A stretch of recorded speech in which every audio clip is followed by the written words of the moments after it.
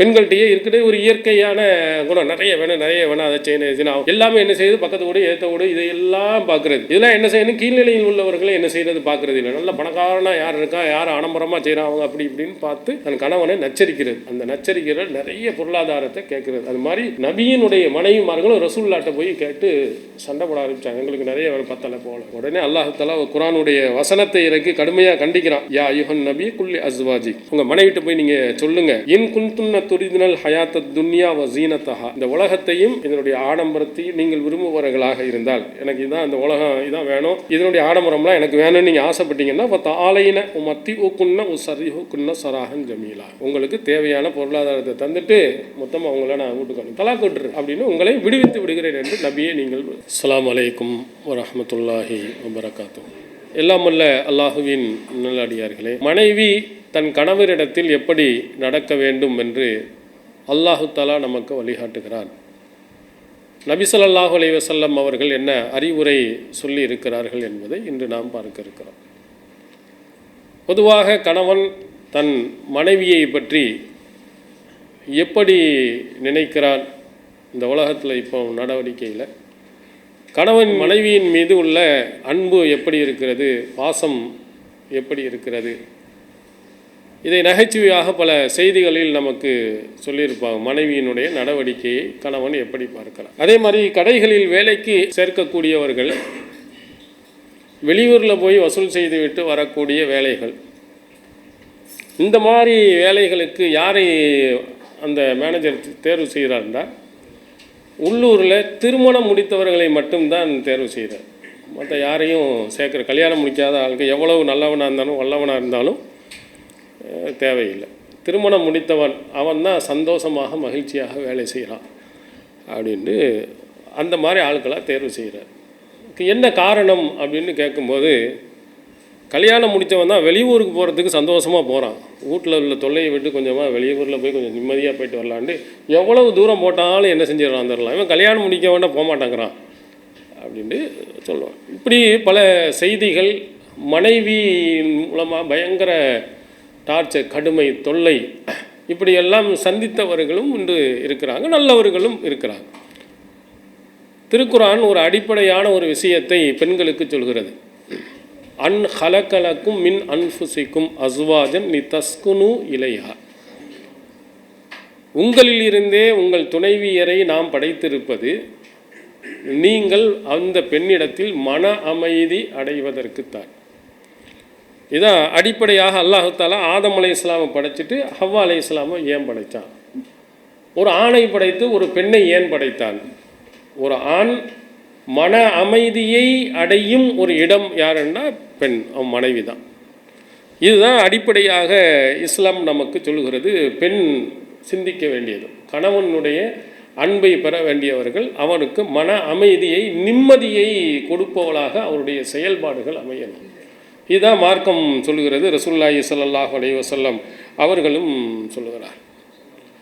எப்படி மன அமைதியையும் சந்தோஷத்தையும் கொடுப்பாங்க, அதுக்கு ஒரு உதாரணம் உங்களுக்கு சொல்ல வேண்டுமானால், நபி ஸல்லல்லாஹு அலைஹி வஸல்லம் அவர்களுடைய துணைவியாரில் முதல் மனைவி ஹதீஜா ரலியல்லாஹு அன்ஹா அவங்கள சொல்லலாம். அவங்க யார், ரசூல் ஸல்லல்லாஹு அலைஹி வஸல்லம் வயது 25, ஹதீஜா நாய்க்கு வயது 40.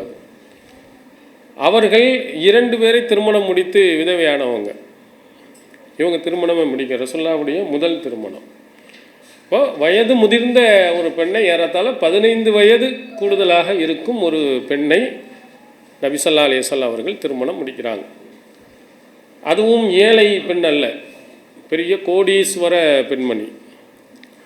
வரலாற்று ஆசிரியர்கள் ஹதீஜா நாயினுடைய சொத்தின் மதிப்பு எவ்வளவு அப்படின்னு சொல்லும்போது, மக்காவில் இருந்து வெளியூருக்கு வியாபாரம் நிமித்தமாக செல்லக்கூடிய ஒட்டகத்தினுடைய அளவு எவ்வளவு அப்படின்னு பார்க்கும்போது, ஒவ்வொருத்தரும் என்ன செய்வார்கள், சரக்குகளை ஒட்டகத்தில் ஏற்றி கொண்டு ஒவ்வொரு ஆளுக்கு 2 ஒட்டகம் 4 ஒட்டகம் 5 ஒட்டகம் அப்படின்னு இருக்கு. அவங்க வசதிக்கு தகுந்த மாதிரி சரக்கை ஏற்றிக்கிட்டு போவாங்க.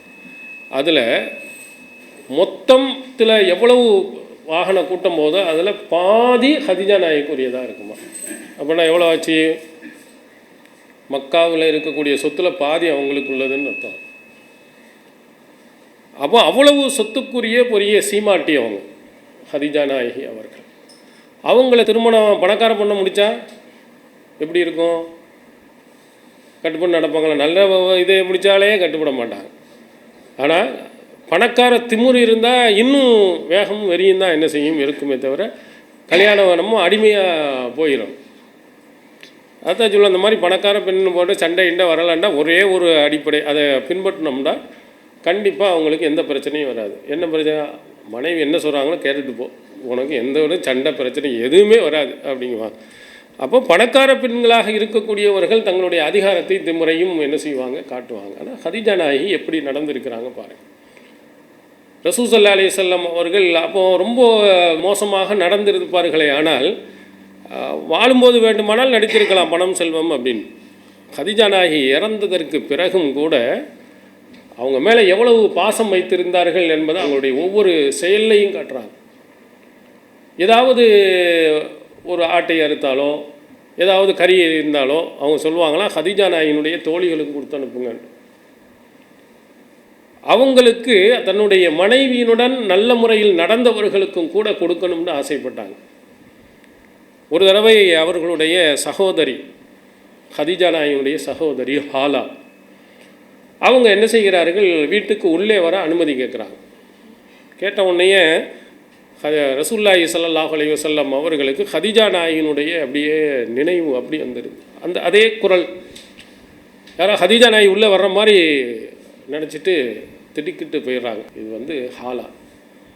உடனே பக்கத்தில் இருக்கக்கூடிய அவங்களுக்கு கண்டிப்பாக பொறாமை உலகத்தில் பெண்களுக்கு மாதிரி யாருக்கும் இருக்குது.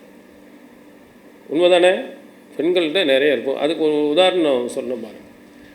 நீங்கள் உங்களுடைய மகள் மீது ரொம்ப வளவு கடந்து பாசம் வச்சுட்டீங்கன்னு வச்சுக்கிறோங்க, தாங்க முடியாது. உங்கள் பிள்ளை மகள் அது சொன்னதெல்லாம் கேட்டுட்டு போய்கிட்டு வாங்கிட்டு அவங்களோட சேர்த்துக்கிட்டே இருந்தீங்கன்னு சொன்னால் உங்கள் மனைவிக்கு பொறுக்காது. அது யார் பிள்ளை? அவங்களுக்கும் மகள் தான், அது தெரியாது. அது என்ன என்னையை விட்டுட்டு அந்த பிள்ளையை மட்டும் கேட்குறீங்க, அவங்க சொன்ன பிள்ளையை மட்டும் கேட்டுக்கிறீங்க, அவங்க சொன்னது பூரா வாங்கி கொடுக்குறீங்க.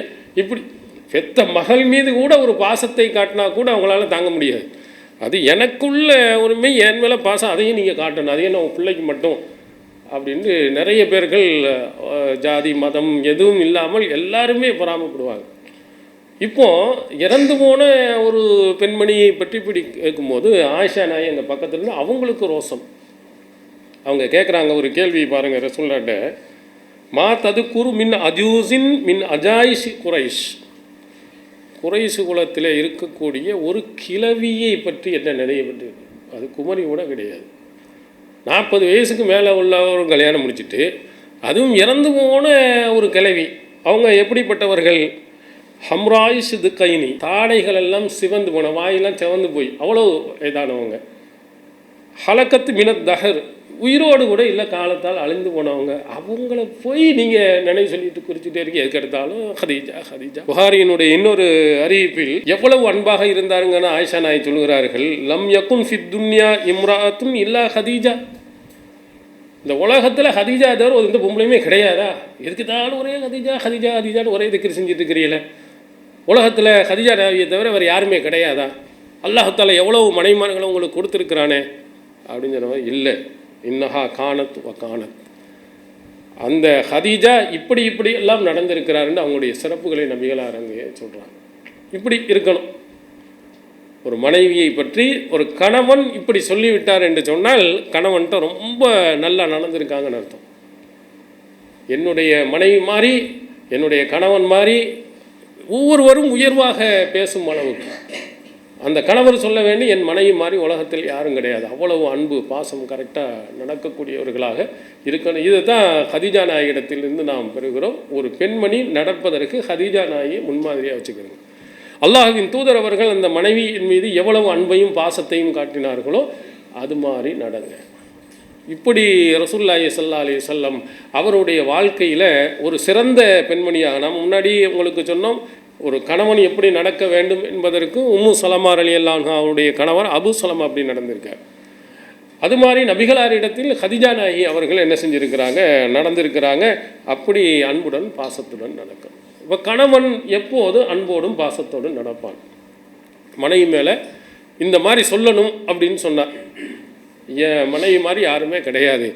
இறந்துட்டா கூட அந்த மனைவியையே நினைத்து பார்த்து கொண்டு ஒருவர் இருக்க வேண்டுமானால் ஒரு பெண்மணி, ஒரு மனைவி எப்படி நடக்கணும், மார்க்கம் என்ன வழிகாட்டுகிறது? திருமறை குர்ஆன் அழகாக சொல்லுகிறது, அர்ரிஜாலு கவ்வாமுன அலன் நிசா. ஆண்கள் பெண்களை நிர்வகிக்கக்கூடியவர்கள். அதுக்கான பிமா ஃபல்லல்லாஹு பாலுஹும் அலா பாலின் ஒபிமா அன்ஃபகு மின் அம்வாலி. அல்லாஹ் சிலரை விட சிறப்பித்து வைத்திருப்பதும் தங்களுடைய செல்வங்களிலிருந்து அந்த பெண்ணுக்கு அவர்கள் செலவழிப்பதின் காரணத்தினாலும் ஆண்கள் பெண்களை நிர்வகிப்பார்கள். 2 காரணம் அல்லாஹ் சொல்கிறான்.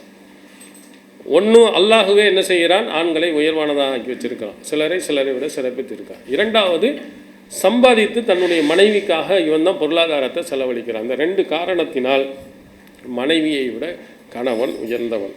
அதனால் சாலிஹாத்து காணித்தாத்துன், அடுத்து சொல்கிறான், சாலிஹான பெண்மணிகள் கட்டுப்பட்டு நடந்தவர்களாக, பணிவானவர்களாக அவர்கள் இருப்பாங்க. கணவனுக்கு பணிந்து நடப்பவர்களாக, கணவனுடைய பேச்சை கேட்டு நடப்பவர்களாக அவர்கள் நடக்கும். இதுதான் கணவன் ஃபஸ்ட்டு பார்க்குறது. அவன் சொன்னதை கேட்டுட்டோம்னா அவ்வளோதான். எதிர்த்து பேசுகிறது, அவங்க சொன்னது ஒன்றுக்குமே பதில் சொல்லி கொண்டு இருப்பது, இது கணவனுக்கு யாருக்கும் பிடிப்பதில்லை. நம்ம எதை சொன்னாலும், ஏதாவது ஒரு தடவை 2 தடவை சொன்னால் பரவாயில்லை, எப்போ சொன்னாலும் எதிர்த்து பேசிக்கொண்டே திட்டிக்கொண்டே அப்படியே இருப்பார்கள் என்று சொன்னால் நிச்சயமாக கணவன் விரும்ப மாட்டான். அல்லாஹும் என்ன சொல்கிறான்னா, கணவனுக்கு கட்டுப்பட்டு நடங்க, நல்ல விஷயங்களில் கட்டுப்பட்டு நடப்பது உங்கள் மீது கடமை என்று அல்லாஹு தஆலா சொல்லுகிறார்.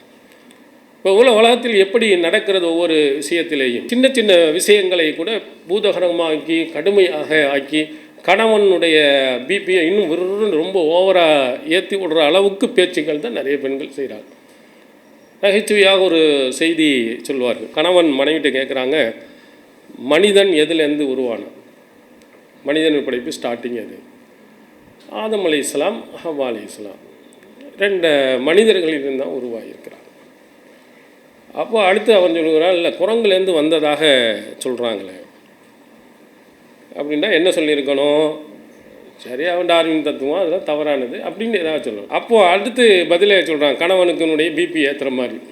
நான் என் குடும்பத்தினுடைய இதை அடிப்படையை வச்சு நான் சொன்னேன், நீங்கள் உங்கள் குடும்பத்திலேருந்து உள்ளவங்களை பற்றி நீங்கள் சொல்கிறீங்க. என்னாகும், உங்கள் குடும்பம்லாம் குரங்கு கூட்டம், நான் தான் மனசை இப்படி சொல்லும்போது வெறி ஏறி உன்னை கட்டிக்கிறதுக்கு ஒரு கழுதையை நாங்கள் தூக்கிடலாம். சரி, அப்பமாவது அமைதியாக இருக்கணும்ல, அதுக்கு அந்த கழுதை ஒத்துக்கிருமா? அப்புறம் என்ன அர்த்தம்? கழுதை கூட உனக்கு கழுத்தை நீட்டாதியா, நான் நீட்டி இருக்கிறேன். ஒவ்வொரு விஷயத்தையும் அங்கே கேட்க கோபத்தையும் டென்ஷனையும் ஏற்றுக்கிறது. கணவன் கோபப்படுகின்ற போது மனைவி அமைதியாகி அவர் டென்ஷன் இல்லாத நேரத்தை தப்பு இருந்தால் கூட புரிய வைக்கணும். இப்போது சாப்பிட கொடுக்குறாங்க, கணவன் சாப்பிட்டு பார்க்குறாரு, கடையில் கல் இருக்குது. அவர் கம்பெனியில் வந்து டென்ஷனில், கண்ணு உனக்கு நல்லா தானே இருக்குது, பார்த்து சோறாக்க வேண்டியன்னா கல்லையும் மண்ணையும் போட்டு அமைதியாக இருக்கும். திரும்ப அடுத்து பதில் சொல்கிறது. என்ன பதில் சொல்கிறான்? உங்களுக்கு 32 பல்லு நல்லா தானே இருக்குது, ஏன் கடிச்சு சாப்பிட்டா என்ன? இப்படி சொன்னால் என்ன ஆகும்? இன்னொன்று, எதுக்கு எடுத்தாலும் பதில் பேசிக்கிட்டே இருக்கிறியான்னு டென்ஷன் ஆகிடும். இந்த மாதிரி ஆட்களுக்கு தான் ஒரு மருத்துவர் அழகான இதை சொன்னார். இந்த மாதிரி அடிக்கடி சண்டை வருதுங்க, ஒரே பிரச்சனை, நடந்ததையெல்லாம் இந்த செய்தியெல்லாம் கேட்டுட்டு ரோஸ் கலரில் ஒரு டானிக்கு எடுத்து, எப்போ சண்டை உங்கள் வருதோ பதில் நீங்கள் சொல்ல போகிறீங்கன்னா அந்த நேரத்தில் இதை வாயில் குடிச்சிடுங்க. குடிச்சிட்டு என்ன செய்யக்கூடாது, 5 நிமிஷம் முழுங்கிடக்கூடாது, நாக்கிலேயே இருக்கணும். இருந்துச்சுன்னா என்ன செய்யும், உங்களோட சண்டையே வராதுங்க அப்படின்னு போயிட்டு 1 மாதம் கழித்து திரும்ப டாக்டர்கிட்ட வந்து, எப்படிங்க இருக்குது டாக்டர்? ஒரு சண்டையே இல்லை டாக்டர், ஒருத்தருமே இல்லை. இது எந்த நாட்டிலேருந்து? அமெரிக்காவோ லண்டன்லேருந்து வாங்கிட்டு வந்தீங்களா? என்னென்னு இப்போ கடைசியில் அந்த தத்துவத்தை அவர் சொல்லுகிறார். வெறும் சாதாரண ரோஸ் மில்க்கு தான் அது, வேறு ஒன்றும் இல்லை. எதிர்த்த பிறகு வாயை மூடிட்டு இருந்தால் உள்ள வாயை முழுங்கக்கூடாதுல, தண்ணி வாயிலே இருந்தால் எப்படி பதில் பேசுகிறது? தான் இருக்கும், ஒன்றும் சொல்ல முடியாது. அப்போது அவரும் அமைதியாகிடுவார், சண்டையும் போயிடும். அப்போ கணவன் மனைவிக்கு வரக்கூடிய பிரச்சனைகளில் அதிகமான சண்டைகள் என்னென்னா எதிர்த்து பேசுவது. அவங்களுக்கு கட்டுப்படாமல் நடப்பது. இப்படி நடப்பதின் காரணத்தினால்தான் அவர்களுக்கு மத்தியில் சண்டைகள் அதிகமாகும். அதில் மார்க்கம் சொல்லுகிறது, கணவனுக்கு நல்ல விஷயங்களில் கட்டுப்பட்டு நடங்க. நான் மார்க்கத்துக்கு முரணாக சொல்கிறாரு அப்படின்னு சொன்னால் நம்ம கட்டுப்பட்டு நடக்கணுமா அப்படின்னா, மார்க்கம் யாருக்கும் கட்டுப்பட வேண்டிய அவசியம் இல்லை. மார்க்கத்துக்கு முரணாக தர்காவுக்கு போகணும் வா அப்படின்னு சொன்னால் போக வேண்டிய அவசியம் இல்லை. இது மார்க்கம் நமக்கு சொல்லித்தராது. சிறுக்கு மாதிரி உள்ள விஷயங்களில் தாயத்தை போட்டுக்க அப்படின்னு சொன்னால் அதெல்லாம் கேட்க வேண்டியது இல்லை. இதுக்கு உதாரணமாக சஹீஹுல் புகாரியில் இடம்பெறும் ஒரு செய்தி. ரசூல் ஸல்லல்லாஹு அலைஹி வஸல்லம் அவர்கள் ஒரு படையை அனுப்புகிறாங்க. அதுக்கு ஒரு தலைவரை நியமிக்கிறாங்க. அப்போது அந்த மனிதருக்கு சொல்லுகிறாங்க, அமரகம் ஐயுத்தீவு, கட்டளையிடுறாங்க, அவங்களுக்கு நீங்கள் கட்டுப்பட்டு நடக்க வேண்டும்னு தெளிவாக சொல்லி அனுப்புகிறாங்க. இவர் தான் தலைவர், நீங்கள் அங்கே போகும்போதெல்லாம் இவருக்கு நீங்கள் கட்டுப்பட்டு நடக்கும். அவ்வளவு தெளிவான வாசகம். ரசூல் ஸல்லல்லாஹு அலைஹி வஸல்லம் அவருக்கு சொன்னாங்க கட்டுப்படு அப்படின்னோடனே அவரும் தலைவர் புறப்பட்டு போகிறார். இடையில் ஏதோ ஒரு பிரச்சனையில் தொண்டருக்கும் அவருக்கும் டென்ஷன் ஆயிடுச்சு. கோவத்தில் என்ன செஞ்சார், நெருப்பு மூட்டுங்கண்டார். எல்லாத்தையும் விறக வச்சு நெருப்பு ஏற்றிட்டு போய் எல்லோரும் போய் விழுவுங்க, அல்லாஹ்வின் தூதர் சொன்னாங்களே கட்டுப்பட சொல்லி, போய் எல்லோரும் குதிங்க. ஒவ்வொரு ஆளும் என்னடா இது, இந்த மாதிரி ஆள்கிட்ட வந்து நம்ம மாட்டிக்கிட்டோம், நம்ம நெருப்பில் இருந்து பாதுகாக்கணும், நரகத்திலிருந்து பாதுகாக்கணும் தான் இஸ்லாத்துக்கு வந்தோம், இவர் திரும்பவும் கொண்டு போய் நரகத்தில் போய் நெருப்பில் போய் விழ சொல்கிறாரு அப்படின்னு எல்லாரும் யோசிக்கிட்டே இருக்கிறாங்க. அப்படியே எரிஞ்ச தீ அப்படியே என்ன செய்யுது, அணைஞ்சிருது. அவருடைய கோபமும் தணிந்து விடுகிறது. இதை போய் ரசூலுல்லாஹி ஸல்லல்லாஹு அலைஹி வஸல்லம் அவங்கள்ட்ட போய் சொல்கிறாங்க. இது வந்து ரசூலுல்லாஹ் சொன்ன கட்டுப்பாட்டுக்கு மீறியதாயிருமா, நடக்கணுமா என்னன்னு எல்லாருக்கும் குழப்பமாக இருந்த உடனே ரசூல் ஸல்லல்லாஹு அலைஹி வஸல்லம் அவர்கள் சொன்னால், இன்னமத் தாஅத்து ஃபில் மஅரூஃப், கட்டுப்படுதல் என்பது நல்ல விஷயத்தில் தான். இது மாதிரி உருப்படாத ஒரு விஷயத்தை ஒருவர் சொல்லுகிறார் என்று சொன்னால் அவருக்கு நீங்கள் கட்டுப்பட வேண்டிய அவசியம் இல்லை. மார்க்கத்துக்கு முரணானதாக வருமானால் அதில் நம்ம கட்டுப்போம். மற்ற பொதுவான விஷயங்கள் எதுவாக இருந்தாலும் நீங்கள் கட்டுப்பட்டு நடக்கும். இப்போ இன்னொரு செய்தி, சஹீஹுல் புகாரியில் இடம்பெறக்கூடிய ஒரு செய்தியில் உமர் ரலியல்லாஹு அன்ஹு அவர்களுடைய மனைவி ஆத்திகா பின்த் ஸைத் அப்படிங்கிற ஒரு பெண்மணி, இவங்க என்ன செய்வாங்களா, தஸ்ஹது சலாத்த சுபஹி வல் இஷாயி ஃபில் ஜமாத்தி ஃபில் மஸ்ஜித், இஷா தொழுகை ஃபஜர் தொழுகையை பள்ளியாசலில் வந்து ஜமாத்துடன் தொழுதுட்டு வருவாங்களாம். இந்த 2 தொழுகைக்கு மட்டும் கண்டிப்பாக பள்ளியாசலுக்கு வருவாங்க. அப்போ அவங்கள்ட்ட சொல்லப்படுகிறது, உமர் ரலியல்லாஹு அன்ஹு அவர்கள் இதை வெறுப்பார், அவர் ரொம்ப ரோசக்காரராச்சே, இப்படி நீங்கள் பொதுவாக மக்கள் தொழுகிற இடங்களுக்கு நீங்கள் வந்து தொழுதுட்டு வர்றீங்களே, இது சரிதான், அவர் கோபக்காரராச்சே அப்படிங்கிற மாதிரி கருத்து சொல்கிறாங்க. அப்போ அதுக்கு அழகாக அந்த பெண்மணி சொல்கிறார்கள், அம்மா எம்னஹு ஐயன்ஹானி, எப்படி அவர் என்னை தடுத்துட முடியும், பள்ளியாசலுக்கு போகக்கூடாது தொழக்கூடாது. எம்னஹு கவுலு ரசூலுல்லாஹி ஸல்லல்லாஹு அலைஹி வஸல்லம் லா தம்னஹு இமா அல்லாஹி மசாஜித் அல்லாஹ், அல்லாஹ்வின் தூதருடைய சொல் அவரை தடுத்து விடும். என்கிட்ட வந்துட்டு என் பையன் பள்ளிக்கு போனேன் அப்படின்னு சொன்னால் ரசூலுல்லாஹ் சொல்லுவார், லா தம்னஹு இமா அல்லாஹி மசாஜித் அல்லாஹ், பெண்களை பள்ளியாசலுக்கு செல்வதை விட்டும் தடுக்காதீர்கள் அப்படின்னு அல்லாஹ்வின் தூதர் இருக்காங்க அப்படின்னு காட்டினோம்னா அவ்வளோதான், வாய் டக்குன்னு மூடிக்கணும், வாய் திறக்க முடியாது. அல்லாஹ்வின் தூதர் அவர்கள் அனுமதித்த ஒன்றை எப்படி எந்த ஒரு மனிதனும் தடுக்குவதற்கு உரிமை கிடையாது. அவங்க வீட்டிலையும் தொழுவுறனாலும் தொழுவலாம், பள்ளியாசலில் தொழுவுறனாலும் தொழுவலாம். ஒரு ஆள் வந்து நான் பள்ளியாசலில் நான் தொழ போகிறேன் அப்படின்னு ஒரு பெண்மணி போகிறார்கள் என்று சொன்னால் அதை தடுப்பதற்கு யாருக்கும் உரிமை இல்லை. கணவர் இப்படி சொல்வார் அப்படின்னு வெளியாளுக்கு தான் சொன்னாங்க, உமர் ரலியல்லாஹு அன்ஹு சொல்லலை, வெளியில் உள்ளவங்க பார்வை பார்த்து உமர் ரலியல்லாஹு அன்ஹுடைய அந்த கோபத்தையும் இதையும் கவனித்து விட்டு அவங்க சொல்கிறாங்க இப்படிலாம் போவாதீங்கன்னு. அப்போ அவங்க அங்கே தெளிவாக சொன்னாங்க. இது மாதிரி மார்க்கத்துக்கு முரணான விஷயங்களில் கட்டளையிட்டால் நீங்கள் கட்டுப்படாதீங்க, மற்ற அனைத்து விஷயத்திலையும் கட்டுப்பட்டு நடங்க. கணவனுக்கு கட்டுப்படுங்கள். கோபம் வருகின்ற நேரத்தில் கோபத்தை அதிகப்படுத்தி விடாதீர்கள். ஏன்னா எந்த நேரத்தில் சொன்னால் சமயோசிதமாக என்ன செய்யணும், கணவனுக்கு புரிய வையுங்கள். அப்போது சண்டைகள் என்ன செய்யாது, வராது. இது ஃபஸ்ட், முதலாவது கட்டுப்பட்டு நம்ம நடக்கணும். இரண்டாவது கற்பொழுக்கம் பேண வேண்டும். கணவன் ரொம்ப பார்ப்பது என்னென்னா, என் பெண்மணி கற்பொழுக்கம் உள்ள ஒழுக்கம் உள்ள ஒரு பெண்மணியாக நடக்கிறாள் அப்படின்னு நடக்கும். இதுவும் திருமறை குர்ஆன் நமக்கு சொல்கிறது, ஃபஸ்ஸாலிஹாத்து கானிதாத்துன் ஹாஃபிலாத்துன் லில் கைபி பிமா ஹஃபிலஹுல்லா, அல்லாஹ்வுடைய பாதுகாப்புடன் அவள் மறைவாக இருக்கின்ற நேரத்திலேயும் கற்பொழுக்கத்துடன் அந்த நல்லொழுக்கம் உள்ள பெண்மணி நடப்பாள். தன்னுடைய கணவர் இல்லாத நேரத்தில் எங்கே வெளிநாட்டு போயிருக்கலாம், வெளியூருக்கு போயிருக்கலாம், அப்போ கூட கற்பொழுக்கம் உள்ளவளாக அவள் நடந்து கொள்வாள் அப்படின்னு அல்லாஹ்வின் திருமறை குர்ஆனில் நமக்கு சொல்லுகிறார். இது ரொம்ப முக்கியமாக கணவன் எந்த வகையிலும் தன்னுடைய சந்தேகம் வரக்கூடிய அளவுக்கு நடந்தக்கூடாது. சந்தேகக்கேடு சந்தோஷக்கேடு என்று சொல்லுவாங்க. சந்தேகம் அப்படி உள்ளே வந்துருச்சுன்னா அது வந்து புற்றுநோய் மாதிரி உள்ளே போனுச்சுன்னா மொத்த வாழ்க்கையுமே வீணாக போயிடும். அதுக்கு தகுந்தாற் போல் என்ன செய்ய வேண்டும், ஒவ்வொன்றையும் நடக்கணும். எப்படி நடக்கணும்? திருமறை குர்ஆனில் அழகாக ஒரு பெண்மணியை பற்றி, கற்பொழுக்கம் உள்ள பெண்மணி என்று அல்லாஹ் சொல்கிறான். மரியம் இப்னத் இம்ரான் அல்லத்தி அஹ்ஸனத் ஃபர்ஜஹா, கற்பொழுக்கத்துடன் நடந்த இம்ரானுடைய மகள் மரியம் அப்படின்னு அல்லாஹ் சொல்கிறான். ஈசா நபியினுடைய தாயார்.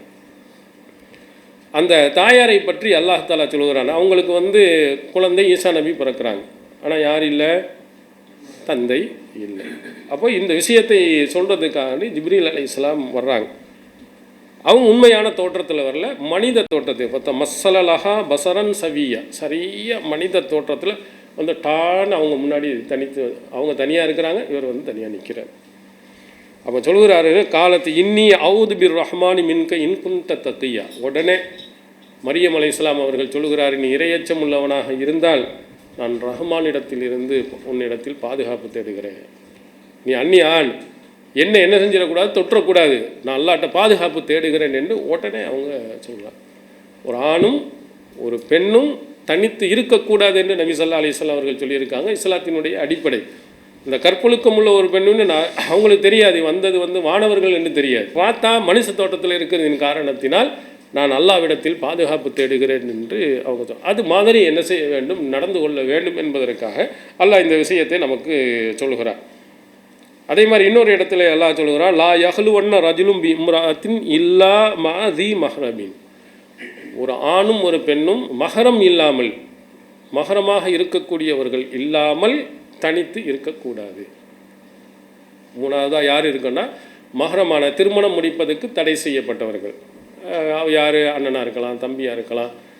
இப்படி யாராவது ஒருவர் இருக்கணும். இன்னொரு அந்நிய ஆண் வந்து விட்டார் என்று சொன்னால் மகரமான ஆள் என்ன செய்ய வேண்டும், இருக்கணும். அப்படின்னு தான் இருக்கணும், இல்லைன்னா தனித்து இருக்கக்கூடாது.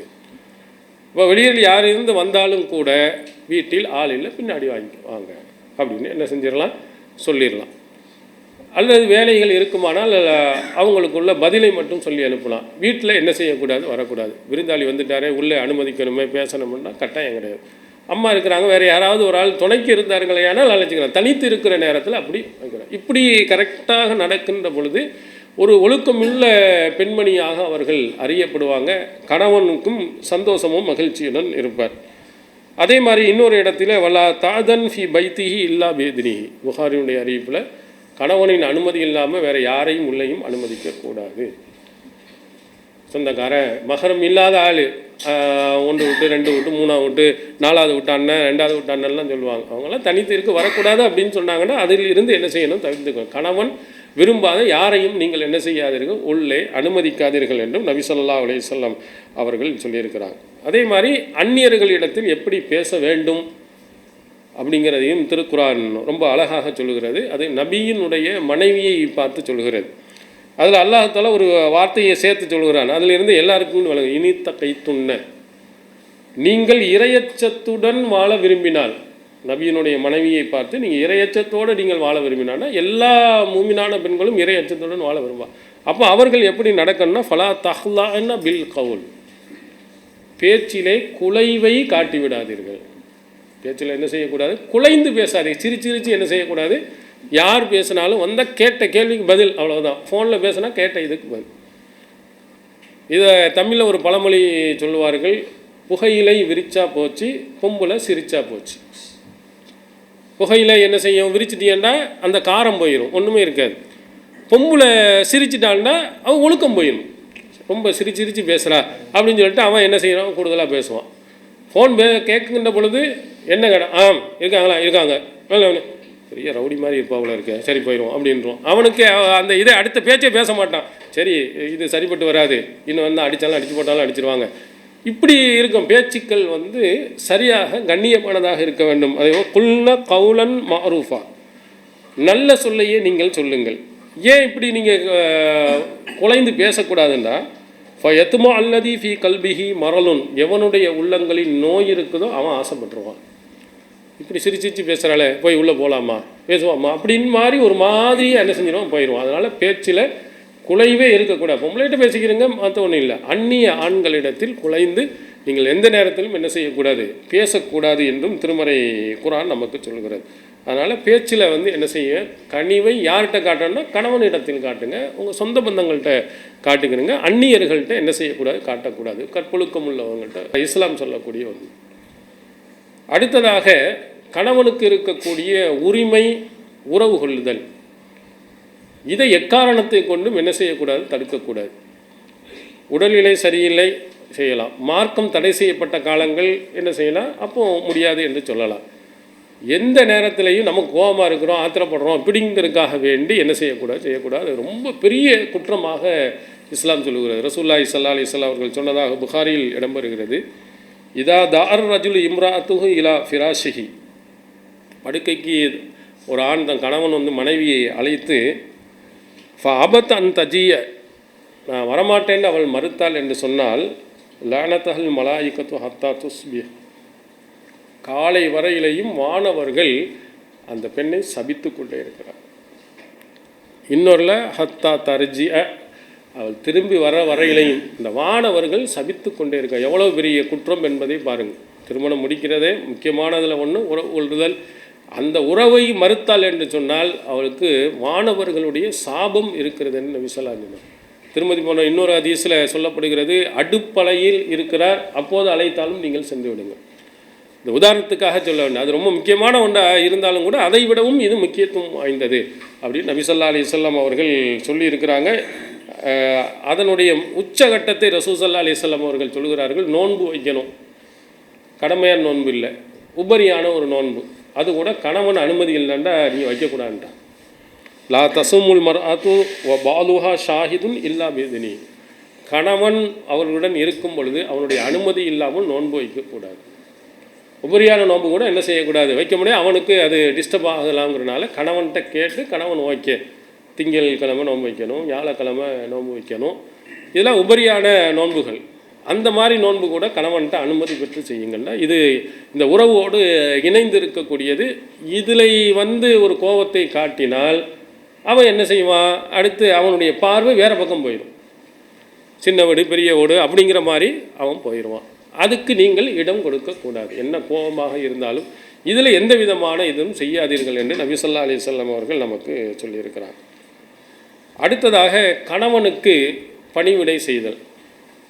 வீட்டில் சோறு சாப்பாடு சமையல் இதெல்லாம் நம்ம செஞ்சு கொடுப்பதும் ஒரு பெண்ணினுடைய ஒரு கடமை. ஆனால் கல்யாணம் முடித்த ஆரம்பத்தில் எல்லாம் கொஞ்சம் ஓரளவு செய்வாங்க, போக போக அது சூழ்நிலை அப்படியே மாறும். நகைச்சுவையாக ஒரு செய்தி சொல்லுவாங்க. கல்யாணம் முடித்த உடனே வீட்டுக்கார்ட்ட, எங்கே டீ போடவா காஃபி போடவா, இல்லைம்மா நான் எப்போதும் காஃபி தான் குடிப்பேன், போடுங்க, சரிங்க இந்தாண்ணே காஃபி போட்டு கொடுத்து. கொஞ்ச நாள் கழித்ததுக்கு பிறகு காஃபி போடவா டீ போடவா, அவர் காஃபி தானே நான் குடிப்பேன், இல்லை இன்றைக்கி நீங்கள் டீயை குடிங்க அப்படின்னு சொல்லிட்டு டீயை போட்டு, அவருக்கு பிடிக்காட்டாலும் டீயை போட்டு குடிங்க, நம்ம சொல்கிறத கேளு அப்படின்னு சொல்லுவார்.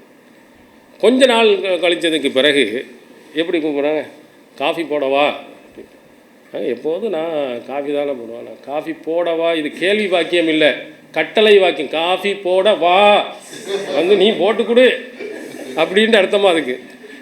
நம்ம எப்போ காஃபி போடவான்னு அவன் ஆரம்பத்திலேயே பார்த்துக்கிட்டு இருந்தது எல்லாமே என்ன செஞ்சது, ஒரு கேள்வியாக கேட்குறான், அன்பாக கேட்குறான்னு. இப்போ கட்டளை போடுவா, டீயை போடு. இப்படி கணவனுக்கு வேலைகள் இது செய்யாமல் இப்படி எல்லாத்தையும், இது ஒரு நகைச்சுவையாக இருந்தால் சும்மா சந்தோஷத்துக்கு சொல்லி கொண்டால் அது ஒரு பிரச்சனையும் கிடையாது. ஆனால் நிறைய பேர்கள் வேலைகள் செய்கிறதில்ல, சோம்பேறித்தனம். எல்லாத்துக்குமே என்னது, வெளியில் இந்த ஆர்டர் போடு, எதுக்கு எடுத்தாலும் ஏதாவது ஒரு நாளைக்கு போட்டுக்கலாம். ஸ்விக்கி இருக்குது, ஜொமேட்டோ இருக்குது, போட்டால் எவ்வளோ ரூபா, நம்ம 10 ரூபாய்க்கு உள்ளதுக்கு 100 ரூபா பணம் கட்டணும்.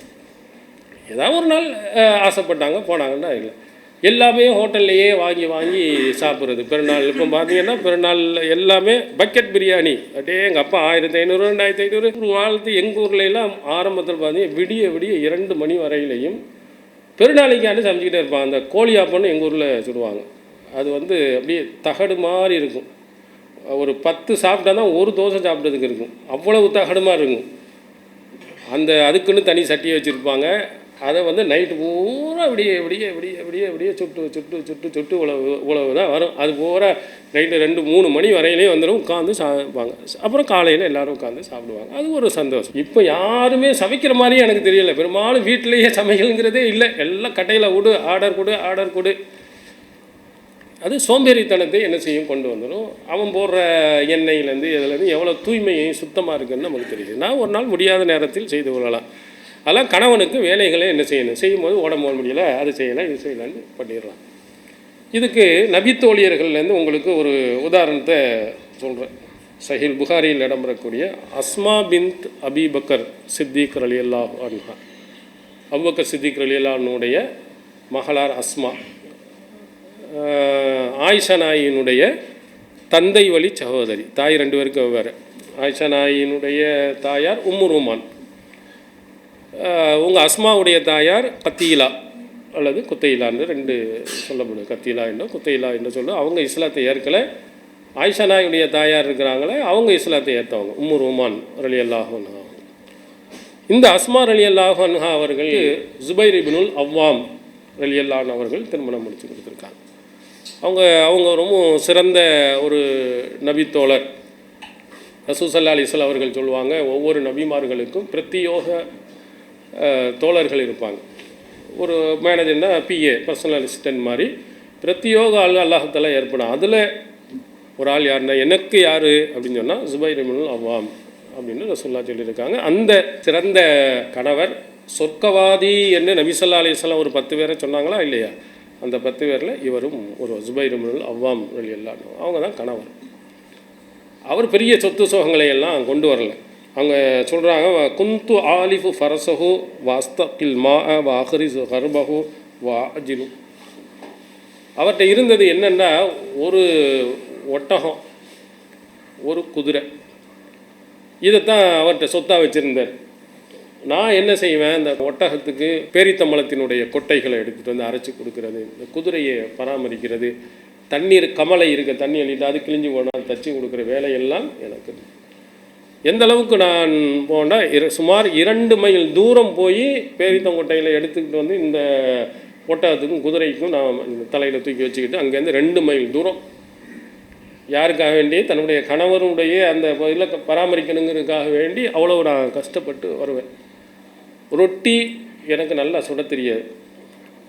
அதனால் என் பக்கத்தில் இருக்கக்கூடிய அன்சாரி தோழிகள் அவங்க எனக்கு சுட்டு தருவாங்க. என் கணவருக்கான ரொட்டி எனக்கு அவ்வளோவா பழக்கம் இல்லை, அதனால் அவங்க சுட்டு தருவாங்க, அதை நான் கொடுப்பேன். இப்படி வேலைகள் எனக்கு எவ்வளவு சிரமத்தை அவங்களுக்கு கொடுத்ததுன்னா, தன்னுடைய மகள் கஷ்டப்படுகிறாருங்கிறத பார்த்துட்டு அபூபக்கர் சித்திக் ரலியல்லாஹு அவர்கள் ஒரு அடிமையை இந்த வேலை செய்த ஒட்டகம் அந்த குதிரையெல்லாம் மேய்க்கிறதுக்காக வேண்டி ஒரு ஆளை அனுப்பி வச்சான். அப்போ அந்த வாசகத்தை சொல்லுறான், அன்னமா ஆத்த கனி, என்னைய விடுதலை செஞ்ச மாதிரி இருந்துச்சு. அப்பா எவ்வளவு கஷ்டம். அந்த காலத்தில் அந்த வெயிலில் போய் 2 மைல் தூரத்தை போய் நடந்து அதை எடுத்துகிட்டு வந்து அதுக்கு சாப்பாடு போட்ட, தீனியை போட, அதை கட்டுறது போகிறது, எவ்வளவு கஷ்டங்களையும் தன்னுடைய கணவருக்காக வேண்டி அவர்கள் செஞ்சுருக்காங்க. இப்போ ஜுபைர் இப்னுல் அவ்வாம் எவ்வளவு பாசமாக இருப்பார். அதெல்லாம் எனக்கெல்லாம் வேலை இருந்தவங்க, உங்கள் குதிரையும் கழுதையும் வச்சுக்கிட்டுலாம் என்னையெல்லாம் மேய்க்க முடியாது, யாரையா கொண்டு போய் விடுங்க போங்க. நம்ம அப்படி ஏதாவது ஒன்று வச்சுட்டோம்னா, ஒரு மாடை வச்சுட்டோமோ, ஒரு கோழியை வச்சு நமக்கு ஆசைப்படுறத வச்சோம்னா அதெல்லாம் முடியாது அப்படின்ட்டு கோபத்தோடு பேசுவாங்க. ஆனால் நபி ஸல்லல்லாஹு அலைஹி வஸல்லம் அவர்கள் உருவாக்கிய அந்த நபி தோழியர்கள் கணவர் அவ்வளவு கஷ்டப்படக்கூடியதாக இருந்தாலும் அவங்க என்ன செஞ்சுருக்கிறாங்க, அதை பார்த்து பராமரித்து செஞ்சுருக்கிறாங்க. அதனால் கணவனுக்கு தேவையானவைகளில் துணியை துவைக்கிறதா இருக்கட்டும், சாப்பாடு இருக்கட்டும், அவனுக்கு விரும்பிய மாதிரி உணவுகள் தேவைகள் என்ன செய்யணுமோ செஞ்சு கொடுக்கணும். ஏன்னா ஒரு பெண்மணி அடுத்த ஒரு வீட்டுக்கு போனால் இவங்களுடைய உணவு பழக்கம் வேறையாக இருக்கும், அவங்களுடைய உணவு பழக்கம் வேறு மாதிரி இருக்கும். சில இது பிடிக்கும், சில இது பிடிக்காது. அப்போ என்ன செய்யணும்னா, தனக்கு பிடிக்க அவங்கள யாரையும் திணிக்க முடியாது. தன் கணவன் விரும்புகிறான் என்பதற்காக தான் சாப்பிடா கூட செஞ்சு கொடுத்தா அவங்க என்ன எப்படி கணவன் என்ன நினைப்பா, சரி அவன் சாப்பிட்டா கூட நமக்கு அழகாக செஞ்சு தராள அப்படின்னு ஒரு அன்பு பாசம் அவங்களுக்கு அப்போது என்ன செய்ய ஏற்படும்.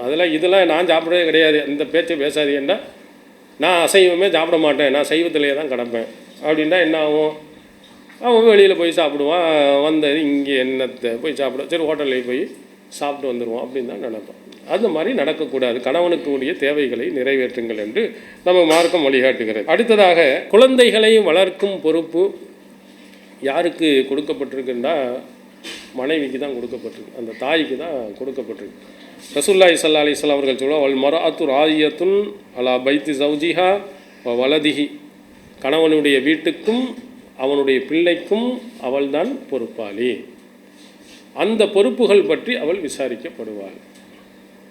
பிள்ளைகளை அவர் வெளிநாட்டில் இருந்து கஷ்டப்பட்டு சிரமப்பட்டு மனதை கொடுக்காண்டா, பிள்ளை என்ன செய்யணும், ஒழுக்கமுள்ள பிள்ளையாக மார்க்கப்பட்டுள்ள பிள்ளையாக என்ன செய்யணும், நடத்தணும். ஆனால் பிள்ளைகளை பார்த்தீங்கன்னா தெருவில் போனோம்னா சுட்டு சுட்டு சுட்டு இப்படின்னு போகிறான், என்னவா கப்ஜியோ என்னத்தையோ விளாண்டுக்கிட்டு மூதேவி அப்படி போய் இப்படி போனால் கிறுக்கு பிடிச்சவங்க நிறைய பேர் இருக்கிறான்.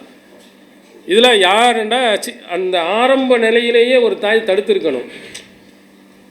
ஒரு ஒரு கூட பெரிய உயரமான ஒரு பையன் உட்காந்துக்கிட்டு ஒரு கல்யாண வீட்டில் உட்காந்துட்டு செல்ஃபோனை இப்படி பார்த்துக்கிட்டே இருக்கிறான், ஒரு பாட்டி ஊட்டிக்கிட்டே இருக்காங்க. அவங்க கேட்குறாங்க, அவ்வளோ எறும்பாடு மாதிரி இருக்கிறான், அவன் எதுவும் சாப்பிட மாட்டானா? என்னத்தை சொல்கிறேன், நானும் எவ்வளவோ சொல்லி பார்த்தேன், அந்த ஃபோனு இல்லைன்னா சாப்பிட மாட்டாங்க. அது நான் தான் ஊட்டி விட வேண்டியிருக்குது, ஃபோனும் கையில் அப்படி கொடுத்துட்ருக்கேன். இதில் யாருக்கு எடுக்கிறது? தந்தைக்கு என்ன தெரியும், அவன் சம்பாதிப்பது. உள்ளூர்லேயே இருந்தாலும் 24 மணி நேரம் பிள்ளையோடு அவன் இருப்பதில்லை. காலையில் போனால் சாயந்தரம் வருவான் அல்லது நைட்டு வருவான். அதுவரையிலையும் பிள்ளையை வளர்க்கும் பொறுப்பு யாருக்கு உள்ளதுன்னா தாய்க்கு உள்ளது. மனைவி தான் என்ன செய்யணும், அந்த பிள்ளைகளை என்ன செய்யணும், கரெக்டாக பார்த்துக்கிறணும்.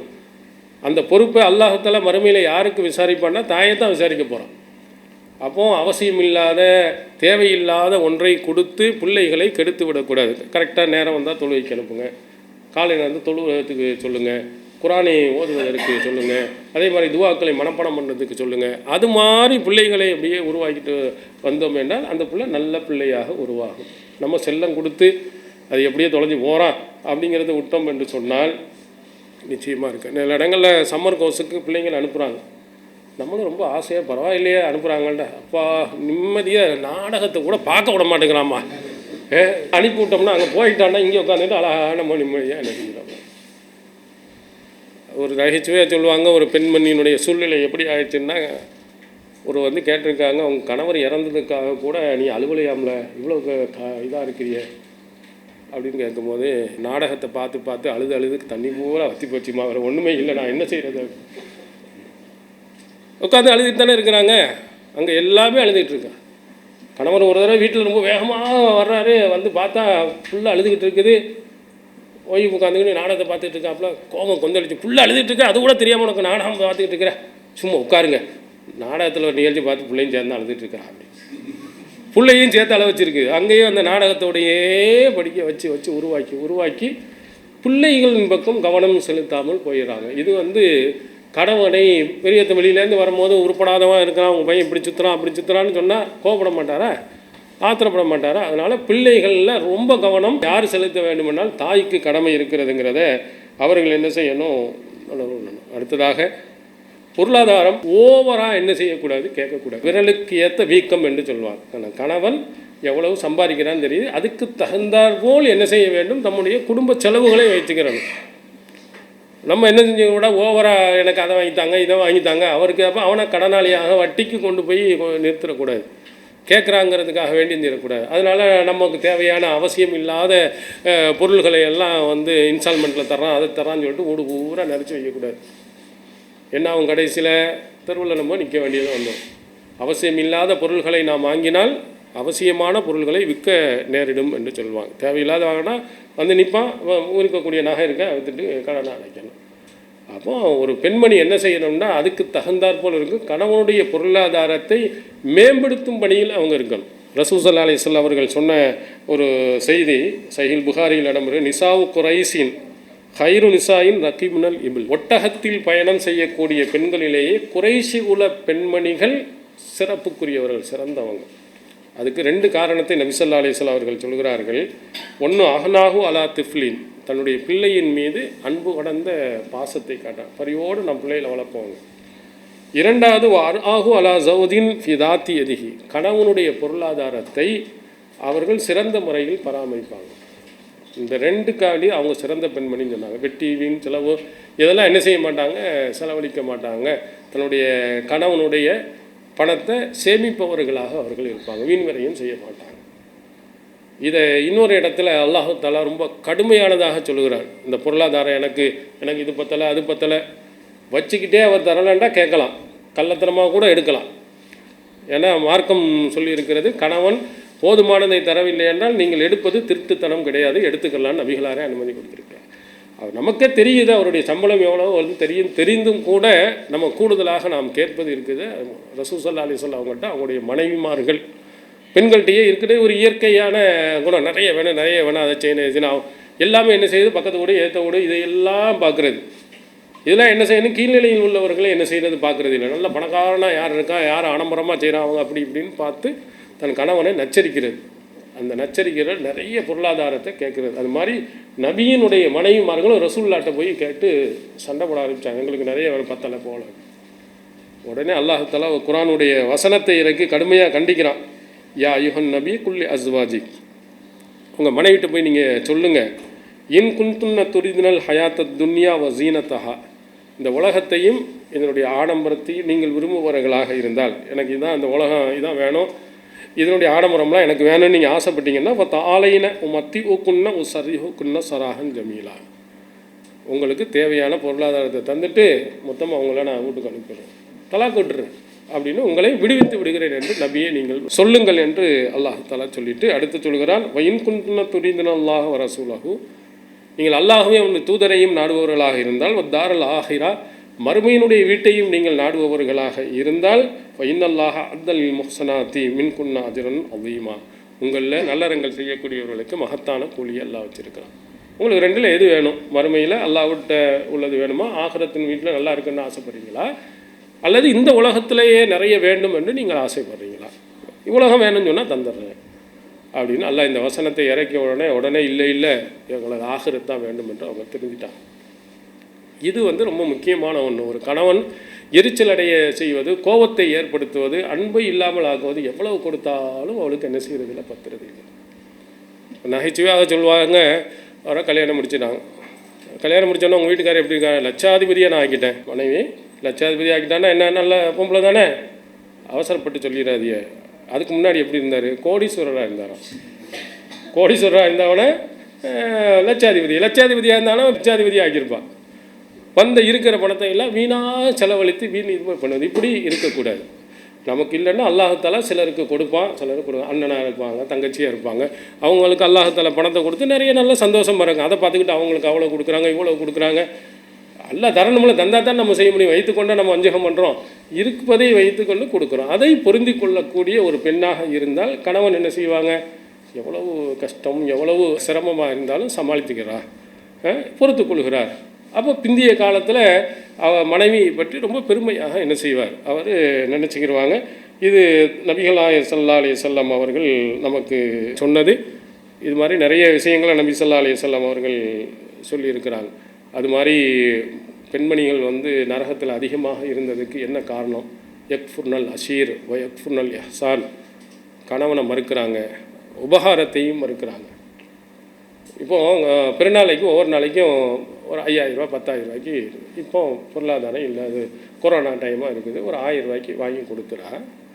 ரசூல் ஸல்லல்லாஹு அலைஹி வஸல்லம் நீங்கள் காலம் முழுவதும் நன்றாக செய்துவிட்டு ஒரு நாள் எதையாவது ஒரு தவறை பார்த்து விட்டால் உன்னிட்ட எதையுமே நான் நல்லது காணலன்னு சொல்லிடுவான். உன்னை கட்டி என்ன சுகத்தை கண்ட அப்படின்னு ஒரே ஒரு வார்த்தையில் இவ்வளவு காலம் எல்லாத்தையும் அனுபவிச்சுட்டு ஒரு தடவை சொன்னால் இப்படி சொல்லிடுவாங்க. இதுதான் நரகத்துக்கு போனது காரணம்னு ரசூல் ஸல்லல்லாஹு அலைஹி வஸல்லம். உபகாரம் செய்கிறத வந்து மறுப்பது இருக்குது, அது வந்து நரகத்தில் கொண்டு போய் உங்களை சேர்த்துரும். கணவன் இவ்வளோ கஷ்ட காலத்துக்கு இவ்வளவோ தந்திருக்கான், அதையெல்லாம் நினச்சி பார்க்க, சரி இவ்வளோ காலமாக தந்திருக்காரு, இப்போ இல்லை, சரி போயிட்டு போகுது அப்படின்னு இருக்கணும். இருந்து கொண்டு தரமாட்டேன் என்றால், கூலி வாங்கி தரமாட்டேன் அப்படின்னு சொன்னாருன்னா கண்டிப்பாக என்ன செய்யலாம், நம்ம கேட்கலாம். ஆனால் இல்லை என்று சொன்னால் அதை பொறுத்து கொள்ள வேண்டிய இருக்கக்கூடிய பொருளாதாரத்தில் தன்னுடைய குடும்பத்தை நடக்கக்கூடிய அளவுக்கு நம்ம நடந்து கொள்ள வேண்டும். இப்படி இருந்தால் ஒரு சிறந்த மனைவியாக அவர்கள் இருப்பாங்க. அவங்களும் கணவரும் அவர்கள் மேலே அன்பும் பாசத்தோடும் என்ன செய்வார்கள், நடந்து கொள்வார்கள். இதை நீங்கள் மனதில் வச்சுக்கிறங்க. பெண்களாக இருக்கக்கூடியவர்கள் ஹதீஜா நாயகி மாதிரி நம்ம வாழணும் அப்படின்னு நினைங்க. அதே மாதிரி ஆண்களாக இருக்கக்கூடியவர்கள் அபூ ஸலமா ரலியல்லாஹு அன்ஹு அவர்கள் தன்னுடைய மனைவிட்ட எந்த மாதிரி பேர் வாங்கினாங்களோ அது மாதிரி தானும் நாம் நடக்க வேண்டும் என்று நம்ம நினைவில் வைக்கணும். எல்லாம் அல்லாஹு தஆலா அவன் தூதரும் எப்படி நமக்கு சொல்லி தந்தார்களோ அதன் அடிப்படையில் நடக்க அருள் புரிவானாக. வாஹிர் தஅவானா அல்ஹம்துலில்லாஹி ரப்பில் ஆலமீன். இஸ்லாம் மற்றும் சமுதாய செய்திகளை அறிந்து கொள்ள தமிழ்நாடு தௌஹீத் ஜமாஅத் யூடியூப் பக்கத்தை உடனடியாக சப்ஸ்கிரைப் செய்து கொள்ளுங்கள். மேலும் பெல் பட்டனையும் கிளிக் செய்து கொள்ளுங்கள்.